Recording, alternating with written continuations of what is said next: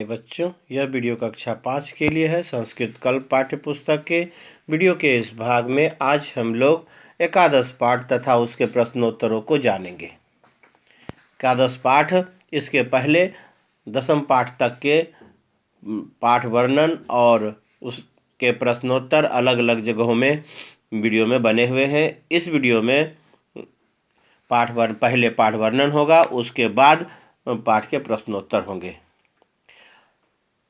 इस पाठ का शीर्षक है अव्यय शब्द।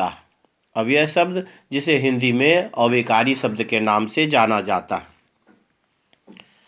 अर्थात वैसे शब्द जिस पर कि लिंग वचन, काल कारक, पुरुष, लकार आदि का कोई भी प्रभाव नहीं पड़ता है। कुछ ऐसे भी शब्द होते हैं जिन पर इसका प्रभाव होता है, जैसे संज्ञा के शब्द, सर्वनाम के शब्द आदि, क्रिया, यह सब, इन सभी शब्दों में, कारक आदि के शब्दों में प्रभाव पड़ता है।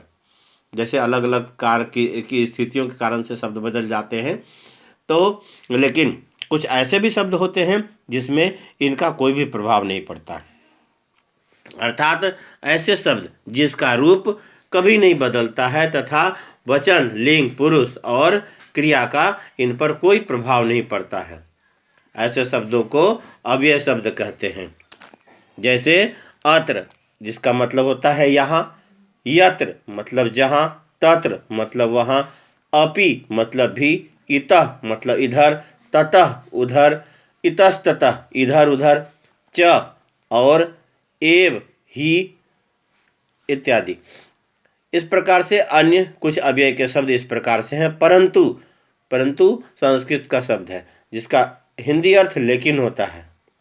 सह मतलब साथ, कुत्र कहाँ, बहि बाहर, तू तो, तदा तब, अधुना अब, शीघ्रम जल्दी, तरहि तो और यदा जब। यदा जब, तदा तब। इस प्रकार से ये सभी जो भी शब्द हैं, यह सभी अव्यय के शब्द हैं जिसमें कोई भी परिवर्तन नहीं होता है। अव्यय मतलब जो खर्च ना हो, यानी कि खर्च होना मतलब उसमें किसी भी प्रकार का परिवर्तन, ना तो वह बढ़ता है और ना ही घटता है, वह हर एक स्थिति में वह समान बना रहता है। अब इस पाठ के जो हिंदी अनुवाद है वह संस्कृत वाक्यों के साथ इस प्रकार से हैं। जैसे यह लिखा है अत्र के सन्ति, तो इसका हिंदी होगा यहाँ कौन सब है। इसके बाद है तत्र बालकाः सन्ति, मतलब वहाँ लड़के हैं। ते पाद कंदुकम इतस्ततः क्षिपन्ति, अर्थात ते पाद कंदुकम इतस्ततः क्षिपन्ति, वे सब फुटबॉल इधर उधर फेंकते हैं। वे सब फुटबॉल इधर उधर फेंकते हैं। दिनेशः रमेशः च धावतः, दिनेश और रमेश दौड़ते हैं। च मतलब और दो शब्दों के बाद में आता है, लेकिन हिंदी में बीच में होता है, वह बीच में ना होके पश्चात होता है। दिनेशः रमेशः च धावतः, दिनेश और रमेश दौड़ते हैं। अब्दुल्लाह अपि इतः आगच्छति, अर्थात अब्दुल भी इधर आता है। इसके बाद है यत्र दिनेशः गच्छति तत्र सुरेशः अपि गच्छति, अर्थात जहाँ दिनेश जाता है वहाँ सुरेश भी जाता है। इसके बाद पहला स्टेंजा के बाद दूसरा स्टेंजा में है अत्र काः सन्ति, यहाँ इसका भी अर्थ वही होता है जो इसका अर्थ है हिंदी में, लेकिन यहाँ पर के मतलब कौन सब पुरुष के लिए और यह काह मतलब कौन सब स्त्री के लिए। हिंदी में वाक्य दोनों समान होंगे। यहाँ कौन सब है यानी यह स्त्री के लिए होगा कौन सब। अत्र कन्याः सन्ति, यहाँ लड़कियां हैं। सद है ते कन्ये पठतः, मतलब वे दोनों लड़कियां पढ़ती हैं। वे दोनों, दो लड़कियां, तो दो लड़कियां ना कह के कहते लड़कियां, यहाँ वे दोनों है इसलिए दो लड़कियां ही हो जाएगा। वे दोनों लड़कियां पढ़ती हैं। परंतु दिव्या लीना च लिखता, परंतु मतलब लेकिन लेकिन दिव्या और लीना लिखती हैं, तत्र सीमा भोजनम खादती, वहाँ सीमा खाना खाती है। सर्वा सह एव तिष्ठन्ति, सभी साथ ही बैठती हैं। इस प्रकार से यह इसका संस्कृत तथा हिंदी अनुवाद है। यहाँ पर आपने देखा कि अत्र का भी प्रयोग किया गया है, तत्र का, इतस्ततः, च, अपि, इतः, यत्र, तत्र, अत्र, परंतु, तत्र, सह एव, अलग अलग जगहों में भी अत्र का प्रयोग हुआ है। और इस प्रकार से यह सभी अव्यय शब्दों का प्रयोग इस प्रकार से किया जाता है। और ये शब्द किसी भी लकार में लिखे वाक्य को, चाहे वह किसी भी धातु का हो, लेकिन उसमें सब क्रिया का शब्द कोई भी धातु का हो, वह संज्ञा का शब्द कोई भी वचन में हो, लेकिन इसमें कोई भी परिवर्तन नहीं होता है। इसके बाद है पिता और पुत्र के बीच में बातचीत, यानी जनक पुत्र्योः संवादः। पिता पुत्र के बीच में बातचीत है। जनक, पिता को कहते हैं जनक। तो जनक, पुत्र त्वं कुत्र गच्छसि, तुम बेटा तुम कहाँ जाते हो। कहा है पुत्र त्वं कुत्र गच्छसि, तो ही इसका हिंदी होगा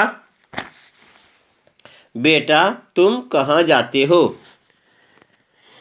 इसके बाद है पुत्र यानी बेटा, कहता है अहम तु बहिः गच्छामि, अर्थात मैं तो बाहर जाता हूँ, मैं तो बाहर जाता हूँ। इसके बाद है जनक, पिता कहते हैं बहिः किम करोसि, बाहर क्या करते हो। पिता कहते हैं बाहर क्या करते हो। तो पुत्र कहता है मोहना पीटरः अहम च तत्र क्रीडामः, मोहन पीटर और मैं वहाँ खेलते हैं। मोहन पीटर और मैं वहाँ खेलते हैं। इसके बाद जनक यानी पिता कहते हैं तब पितामह अपि बहिः एव भ्रमति। हाँ, तब पितामह अपि बहिः एव भ्रमति, अर्थात तुम्हारे दादाजी भी बाहर ही घूमते हैं, तुम्हारे दादाजी भी बाहर ही घूमते हैं। तब पितामह अपि बहिः एव भ्रमति। माता कहती है, माँ कहती है अधुना तु संध्या कालः अस्ति, अब तो संध्या का समय है, यानी अब तो शाम का समय है। तब पिता कहते हैं तदा सह अंतः आगच्छति, तब वह अंदर आते हैं। वह अंतः मतलब अंदर, और आगच्छति आते हैं, तब वह अंदर आते हैं। इसके बाद मैं पुत्र कहता है अहम अपि शीघ्रम एव आगच्छामि, मैं भी जल्दी ही आता हूँ, यानी आगच्छामि मैं भी जल्दी ही आता हूँ।